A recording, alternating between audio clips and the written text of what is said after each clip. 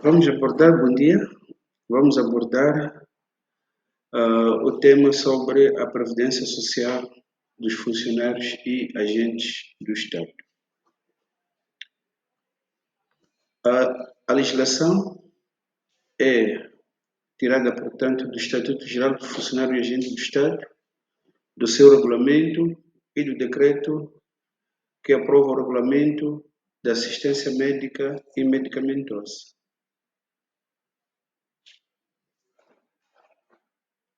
O que é a aposentação? É a garantia que o Estado dá aos seus funcionários ou agentes do Estado que tenham satisfeito os encargos. O que são encargos? São os descontos mensais que o funcionário sofre no seu salário. Determinados da aposentação. Para o funcionário poder conferir o direito à aposentação, deve ter, primeiro, o despacho que lhe confere a incapacidade emitida pela Junta Nacional de Saúde e homologada pela entidade competente, ou o despacho que reconhece o direito da aposentação. Este despacho quando o funcionário requer aposentação por ter atingido a idade, portanto, o tempo de serviço. O tempo de serviço. Para efeito da aposentação, é contado somente o tempo que o funcionário descontou para efeitos de aposentação. E este tempo não pode ser inferior a 15 anos. Isto quer dizer que só tem direito à aposentação os funcionários que tiverem trabalhado no mínimo 15 anos e tiverem satisfeito os respectivos encargos. O direito de aquisição. Primeiro, é necessário que tenha satisfeito os encargos, como já havíamos falado, que são os descontos. Ou ter completado qualquer um dos seguintes requisitos: ter 35 anos de serviço, ter 60 ou 55 anos de idade, consoante o sexo, e ter no mínimo 15 anos de serviço, quando julgado absolutamente incapaz. Quais são as modalidades da aposentação? Pode ser obrigatória, voluntária ou extraordinária. A obrigatória é por limite de idade. O limite de idade que são 60 anos para as senhoras e 65 anos para o gênero masculino. A voluntária acontece quando o funcionário completou 35 anos de serviço, 60 ou 55 anos, consoante o sexo, e ter trabalhado no mínimo 15 anos.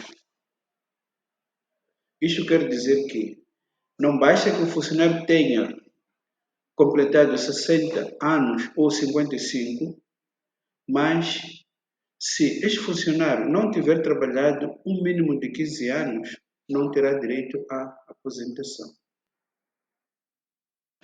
Os descontos.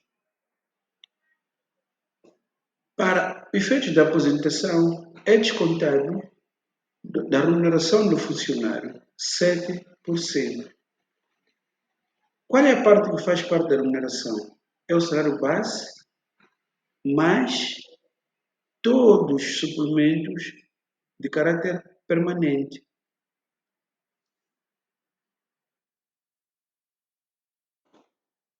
Existem casos de funcionários que têm direito a aumento de tempo de serviço. O que quer dizer com isso? Há funcionários que tenham prestado, por exemplo, 5 anos de efetivo, mas por causa da determinação da lei, esses 5 anos vão passar para 10 anos de serviço. Estamos a falar, por exemplo, dos veteranos da luta de libertação nacional, que prestaram serviço no exército colonial, e os combatentes da democracia pela soberania, né? Então, para esses casos, o seu tempo conta a dobrar, bem como aqueles que durante o período da luta de libertação nacional estiveram na clandestinidade, também têm direito a este acréscimo de tempo. Funcionários que estão afetos em certos distritos por um período superior a 7 anos, seguido ou interpolado, também têm direito a um acréscimo de 30% do seu tempo de serviço. Os funcionários que se encontram em zonas que estão afetadas por doenças do sono, estamos a falar de mosca de tsetse, também têm direito a um acréscimo de 30% do seu tempo de serviço. Isenção. Aqueles que, isenção de encargos, né? Estamos a falar de isenção de encargos, eles não são obrigados a descontar. Os que estiveram na luta de libertação nacional até a data da assinatura dos acordos de Lusaka, esse tempo não tem que ser fixado os seus encargos. O funcionário que esteve a cumprir o serviço militar obrigatório também está isento de fixação de encargos durante o cumprimento do serviço militar obrigatório. O tempo prestado no exército colonial também está isento, assim como aqueles que estiveram engajados na luta pela democracia e da defesa da soberania estão isentos de fixação de encargos. A fórmula para o cálculo da pensão é esta que apresentamos aqui, onde o P significa a pensão de aposentação, o R, a remuneração que o funcionário auferia até a data em que atinge o fator determinante, o A é o tempo de serviço que prestou até atingir a idade máxima. Aqui na remuneração, estamos a falar da parte que sofreu os descontos, que é o salário base e a parte fixa. Existem funcionários que se encontram em regimes de destacamento ou em comissão de serviço há mais de 2 anos, ou a fixação do salário para efeitos de aposentação é feito com base no salário do regime de destacamento ou em comissão de serviço. Quando a situação de destacamento ou da comissão de serviço for inferior a 2 anos, então, para esses casos, faz-se a média aritmética das remunerações que o funcionário oferiu nos últimos 2 anos. Se a média aritmética for dos últimos 2 anos mostrar-se superior em relação ao que falamos no primeiro ponto, então é calculado com base no salário que ofere em comissão ou destacamento. Aposentação extraordinária. Quando é que ela ocorre? Ocorre em situações alheias à vontade tanto do funcionário como do próprio Estado, e que pode resultar na incapacidade mensurável, total ou parcial, do funcionário continuar a trabalhar para o Estado.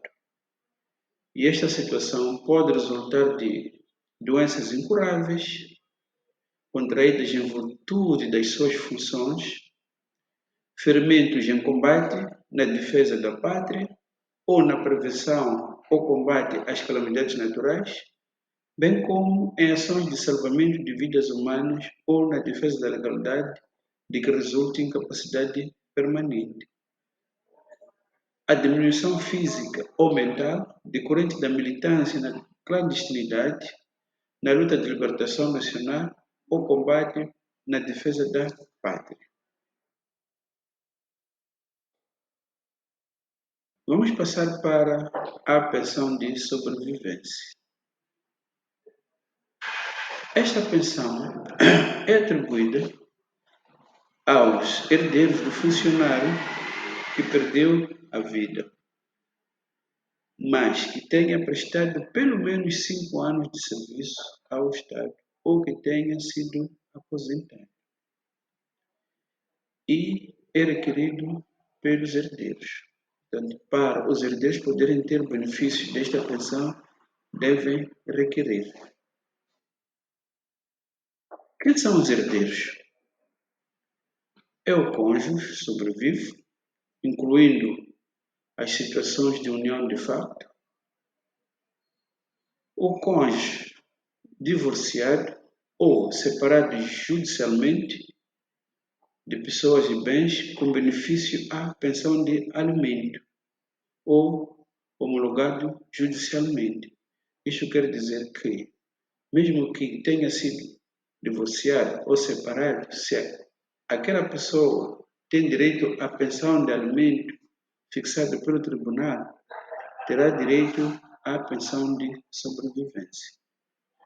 Os filhos adotados, solteiros menores de 18 anos, ou estudantes até 22 ou 25 anos, quando estiverem a frequentar, respectivamente, o ensino médio, até 22 anos, e 25 anos no ensino superior.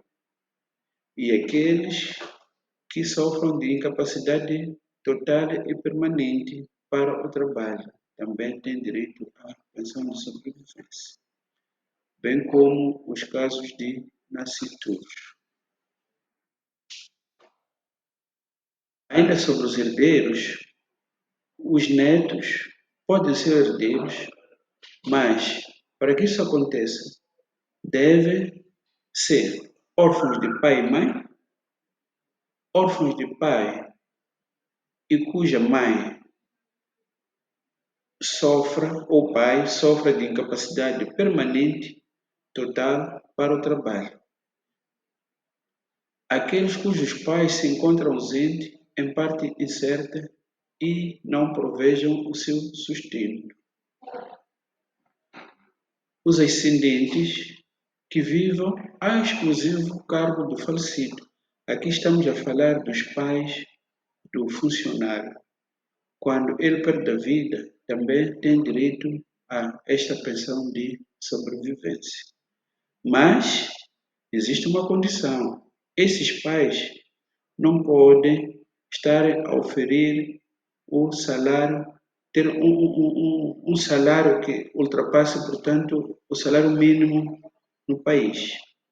Se eles tiverem um salário, então não terão direito a esta pensão. O cálculo da pensão de sobrevivência é, portanto, 75% da pensão de aposentação. Temos que recorrer àquela fórmula da pensão de aposentação e multiplicarmos por 75%. Vamos ter a parte da pensão de sobrevivência.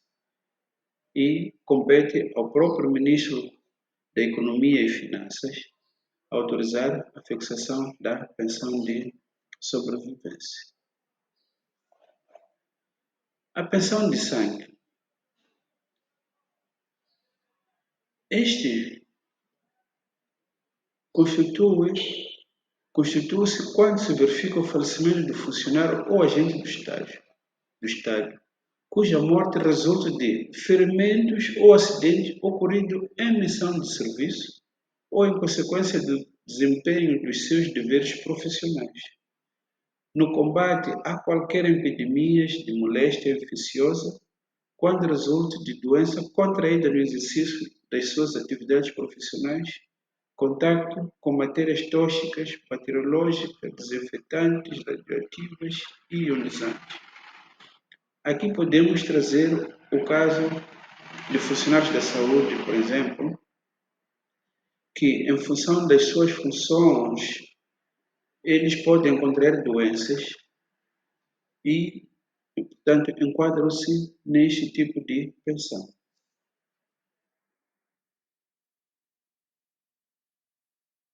Também aqueles funcionários que no exercício de funções como campanhas e outros atos desaparecem, por exemplo, é dado como desaparecido, não se sabe para onde é que foi. Também tem direito, a família tem direito à pensão de sangue. Nos casos, por exemplo, de funcionários que desaparecem em combate, a família também tem direito a esta pensão de sangue. Qual é a diferença entre a pensão de sobrevivência e a pensão de sangue?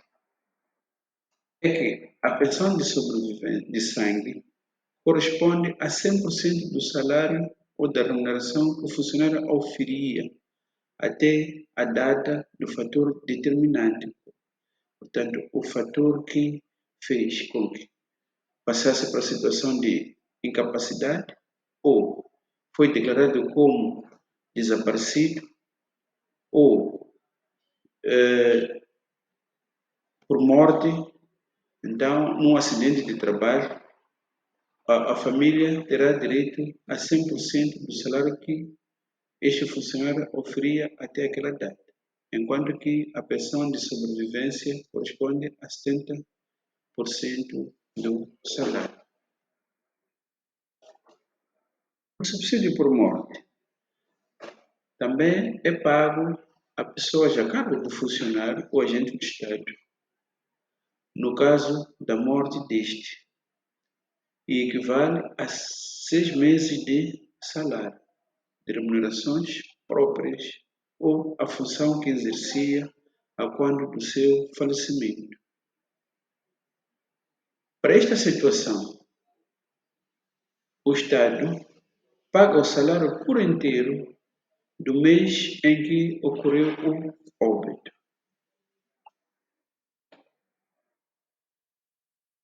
O abono do subsídio por morte. Portanto, para este caso, o funcionário em vida deve depositar uma declaração nos serviços onde indica quem é o beneficiário. Mas, na falta ou extravio desta declaração, o beneficiário é o cônjuge sobrevivo, se não houver separação judicial ou de fato. Ao mais velho dos descendentes, em linha reta do grau mais próximo, ou a um dos ascendentes em linha reta ou grau mais próximo. Portanto, aqui está claro que quando este funcionário perde a vida, o primeiro beneficiário é aquela pessoa que vem descrita na declaração. Se não existir a declaração, será, portanto, a viúva. Caso viúva ou viúvo. Caso não, será o mais velho dos descendentes. E ou nessa situação em que não há alguém dos descendentes, então passa-se para os ascendentes em linha reta do grau mais próximo. A caducidade. A família ou os beneficiários devem requerer o direito à fixação do subsídio num prazo de 2 anos. Se passar esses 2 anos, não terão direito à fixação do subsídio por morte.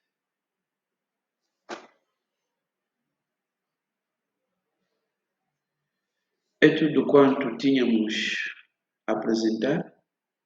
Obrigado pela atenção. Bom dia.